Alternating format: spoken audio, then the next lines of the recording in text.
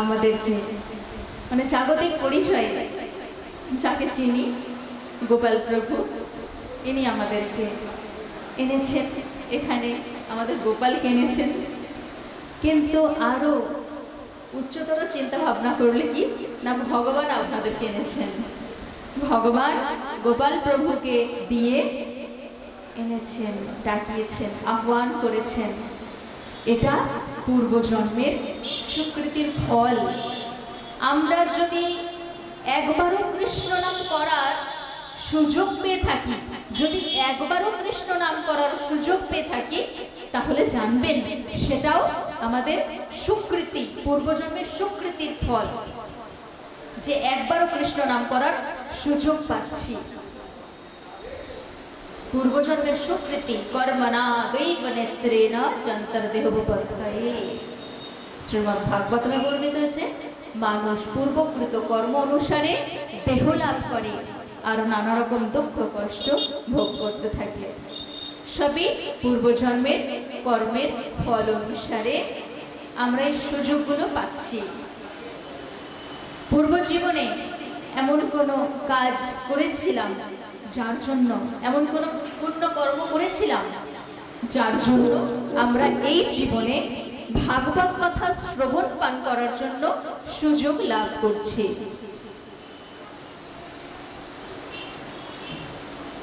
কর্ম তো তিন রকমের। আজ শুভ নববর্ষে পদার্পণ করে আমাদেরকে কেমন কর্ম করতে হবে? প্রথমত শাস্ত্রে বর্ণিত হয়েছে, সাধুগুরু বৈষ্ণবের মুখনিসৃত কথা শ্রবণ করে যা জানতে পেরেছি সেটাই আপনাদের কাছে বর্ণনা করার চেষ্টা করছি। প্রথমেই বলে রাখি যে ভাগবত কথা বলে শোনাবার মতো যোগ্যতা আমার মতো অধমের নাই। কারণ যে ভাগবত কথা পঞ্চমুখে শিব সঠিকভাবে বর্ণনা করতে পারেন না, চতুর্মুখে ব্রহ্মা সঠিকভাবে বর্ণনা করতে পারেন না, উদ্ধব মহারাজের কাছে ভগবান শ্রীকৃষ্ণ বলছেন যে আকাশে যত গ্রহ নক্ষত্র আছে তত সংখ্যক যদি কারো মুখ হয়ে যায়, সমুদ্রে যত ধূলি কণা আছে, নুড়ি পাথর আছে, তত সংখ্যক যদি আমাদের মুখ হয়ে যায়, তবু আমরা সঠিকভাবে ভাগবত কথা বর্ণনা করতে পারবো না, সে ক্ষমতা আমাদের নাই। তবুও সাধুগুরু বৈষ্ণবের কৃপায়, শ্রী গুরুদেবের নির্দেশে, সাধুগুরু বৈষ্ণবের শ্রী গুরুদেবের কৃপায় ভগবানের কথা বলার জন্য সুযোগ পাই। এটা পূর্বজন্মের সুকৃতির ফল। প্রথমেই আমরা ভগবানকে জেনে নিই। আসুন আমরা সবাই ভগবানকে জেনে নিই। ভগবানকে শ্রীমদ্ ভাগবত মাহাত্ম্যে প্রথমেই বর্ণিত হয়েছে ভগবানের সম্পর্কে। প্রথমেই ভগবানের সম্পর্কে বর্ণিত হয়েছে, ভগবানকে প্রণাম জানানো হয়েছে কি বলে? ভগবানের পরিচয় দিয়ে। কেমন? সচ্চিদানন্দ রূপায়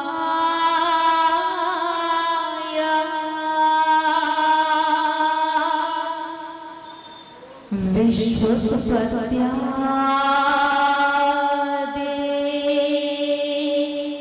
হেতবে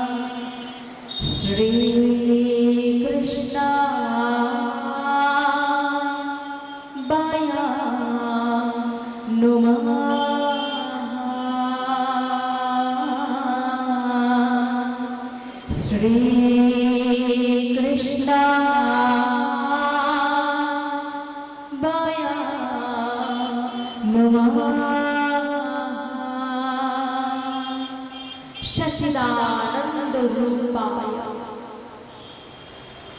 ভগবানের বর্ণনা, ভগবান কেমন? সচিদানন্দ রূপায়, অর্থাৎ ভগবান সৎ, চিৎ এবং আনন্দ স্বরূপ।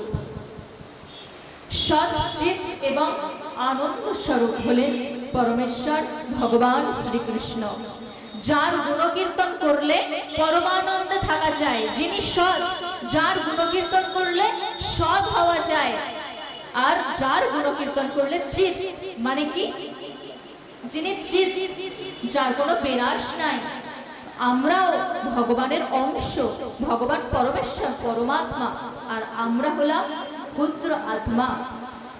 আমরা যে পরিচয়টা দিই জগতে, সেই পরিচয়টা আমাদের নয়। আমরা কি বলি? কেউ আমাকে কেউ যদি জিজ্ঞাসা করে যে আপনি কে, তখন আমরা জাগতিক পরিচয় দিয়ে থাকি, তাই নয় কি? কিন্তু সেটা আমাদের পরিচয় নয়। আচ্ছা, আগে এই শ্লোকটা জেনে নিই। সচিদানন্দ রূপায় বিশ্বোৎপত্ত্যাদি হেতবে, যিনি সচ্চিৎ আনন্দ স্বরূপ, যিনি সমস্ত কিছুর উৎপত্তির হেতু, আদি কারণ, মূল কারণ, যিনি সমস্ত কিছুর উৎপত্তির হেতু, যিনি তাপত্রয় বিনাশায়, অর্থাৎ যিনি ত্রিতাপ দুঃখ বিনাশকারী, যিনি ত্রিতাপ দুঃখ বিনাশকারী, তাপত্রয় বিনাশায় শ্রীকৃষ্ণায় বয়ম নমঃ। সেই পরমেশ্বর ভগবান শ্রীকৃষ্ণকে আমরা সবাই প্রণাম জানাই। কেমন কেমন পরমেশ্বর ভগবান শ্রীকৃষ্ণ?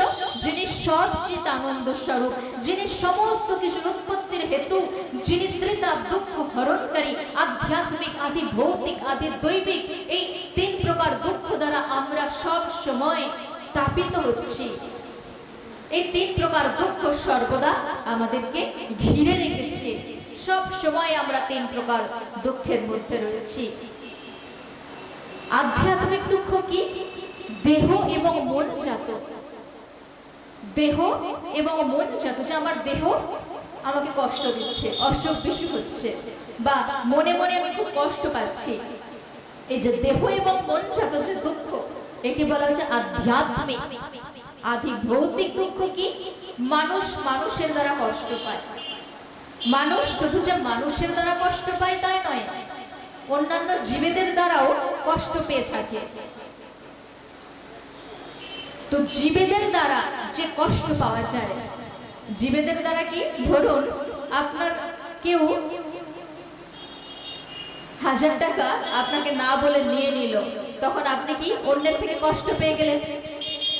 অন্য কেউ আপনাকে কষ্ট দিয়ে দিল, বা কেউ আপনার বাড়ির সুন্দর ফুল গাছ ভেঙে ফেলল, তো আপনি এই যে কষ্ট, জীবেদের দ্বারা কষ্ট, মানুষ মানুষকে বিভিন্ন রকম ভাবে, এটা আমি জাস্ট বলছি, কিন্তু আরো অনেক রকমের কষ্ট আছে। এমন কি মশা মাছি আমাদের গায়ে বসলেও তাদের দ্বারা আমরা কষ্ট অনুভব করে থাকি। মশা বসলে মনে উফ, আমার গায়ে মশা বসেছে। সমস্ত জীবেদের দ্বারা যে কষ্ট পাওয়া যায়, এই কষ্টকে বলা হয়েছে আদি ভৌতিক দুঃখ। আর আদি দৈবিক দুঃখ কি? আদি দৈবিক দুঃখ হচ্ছে প্রাকৃতিক বিপর্যয়, দৈব ঘটিত যে দুঃখ, দৈব ঘটিত দুঃখ, যা আমরা কাউকে আর ধরতে পারবো না। এই যে সাইক্লোন, তুফান হচ্ছে, আমফান, ঝড় হয়ে যাচ্ছে, ভূমিকম্প হচ্ছে, নানা রকম প্রাকৃতিক বিপর্যয়ের ফলে যে ক্ষতিগ্রস্ত হচ্ছে, কাকে ধরবেন, কাকে বলবেন, কার উপর দোষারোপ করবেন? দৈব ঘটিত এইগুলো। তো এই ত্রিতাপ দুঃখ থেকে মুক্তি লাভ করতে চান, মনোযোগ সহকারে ভাগবত কথা, কৃষ্ণ কথা শ্রবণ করুন। কারণ ভগবান শ্রীকৃষ্ণ আর শ্রীমদ্ ভাগবতের মধ্যে কোনো ভেদ নাই। কলিযুগে ভগবানের সমস্ত শক্তি হরি নামের মধ্যে, যে ওনার নামের মধ্যে রয়েছে, আর শ্রীমদ্ ভাগবতমের মধ্যে রয়েছে। ভগবান যখন তিনি লীলা সংবরণ করে ওনার নিজ ধামে গমন করবেন, তখন উদ্ধব মহারাজ কলিযুগের মানুষদের জন্য উপায় বের করে নিয়েছিলেন।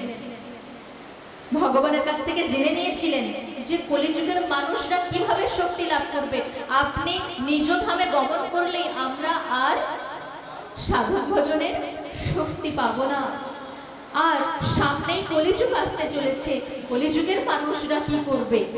কলিযুগের মানুষদের শক্তি লাভের সাধন ভজন, আমরা যে সাধন ভজন করব তার জন্য শক্তি চাই, তার জন্য তো শক্তি চাই। তো সেই শক্তির উৎস কি হবে?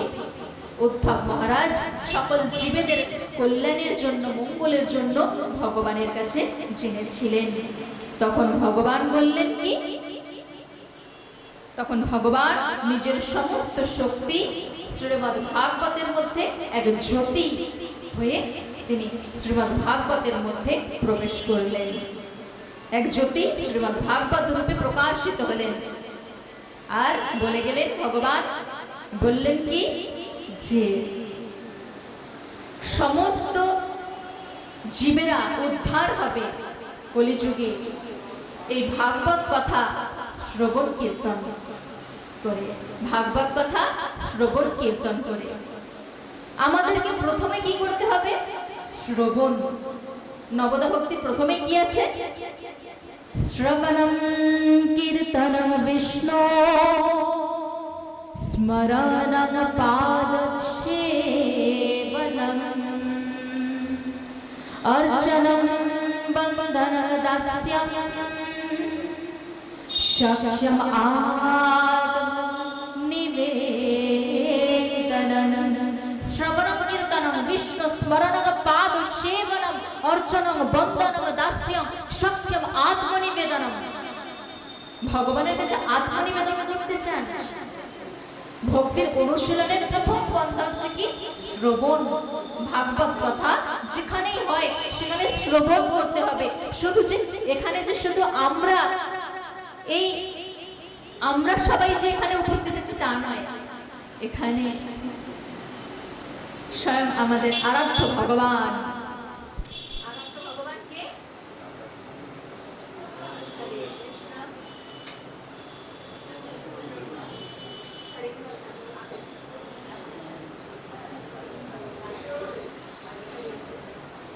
আপনারা আমার কথা শুনতে পাচ্ছেন? আমাদের আরাধ্য ভগবানকে, আরাধ্য ভগবান ব্রজেশ তনয়স্তন আম বৃন্দাবনম, অর্থাৎ আরাধ্য ভগবান হলেন ব্রজেন্দ্র নন্দন শ্রীকৃষ্ণ। আরাধ্য ভগবান হচ্ছেন ব্রজেন্দ্র নন্দন শ্রীকৃষ্ণ। আর তার ধাম কোথায়? তার ধাম শ্রী বৃন্দাবন। আর বৃন্দাবন কেমন জানেন? সব ভক্তদের কাছে শ্রবণ করে করে আমার জানা। একজন ভক্ত বলছেন, বৃন্দাবনের একজন ব্রজবাসী বলছেন, ये वृंदावन है प्यारे, ये तो वृंदावन है। वृंदावन केमन? ये वृंदावन है प्यारे, ये वृंदावन है। आगरा के पागल खाने में यदि कोई चला जाए तो वापस आने की उम्मीद रहते हैं।